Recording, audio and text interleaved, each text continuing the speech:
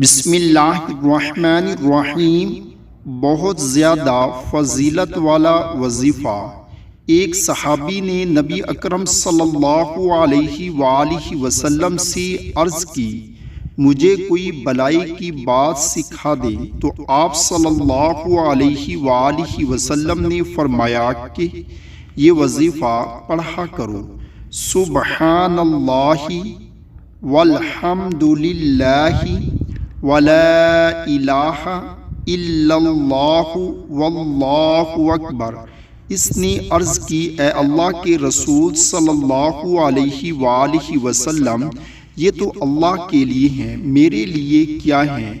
آپ صلی اللہ علیہ وآلہ وسلم نے فرمایا، جب تو کہے گا سبحان اللہ الحمد للہ لا الہ الا اللہ اللہ اکبر، اللہ تعالیٰ فرمائے گا تو نے سچ کہا۔ اور جب تو کہے گا اللہم اغفر لی اللہم اغفر لی، اے اللہ مجھے معاف کر دے، اللہم ارحمنی، اے اللہ مجھ پر رحم فرما، اللہم ارزقنی، اے اللہ مجھے رزق عطا فرما، اللہ تعالیٰ فرمائے گا میں نے یہ سب کچھ تجھے عطا کر دیا۔ گناہوں کی بخشش۔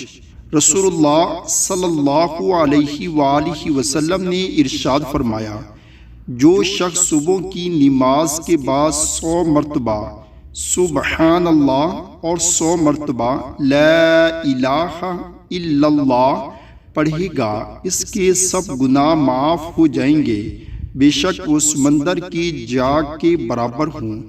اللہ تعالی ہم سب کو بھی اس پر عمل کرنے کی توفیق عطا فرمائے، آمین۔